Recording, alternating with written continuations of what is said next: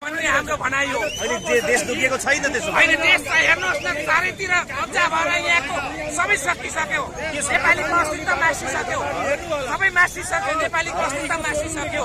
अनि अभिभावक किन भयो, सबैले यहाँ चिस्ने काम भयो, नागरिकलाई चिस्ने काम भयो, व्यवस्थाले चिस्ने काम भएन। यो सबै नागरिकको जनप्रतिनिधिहरू ज्यादा भए, यो संख्या त हामीलाई थाहा भएन। बनाएको छ त्यसले भएन। नागरिकको काम मात्रै भयो, नागरिकको लुट्ने काम भयो। त्यसले गर्दाखेरि अब हामी राष्ट्रिय संयुक्त मोर्चाले आह्वान गर्छ, सबै राष्ट्रिय जनताले आउनुपर्छ, सबै एक राष्ट्रिय सहमतिको सरकार बनाउनुपर्छ, संविधान संशोधन सभाको एउटा गठन गर्नुपर्छ।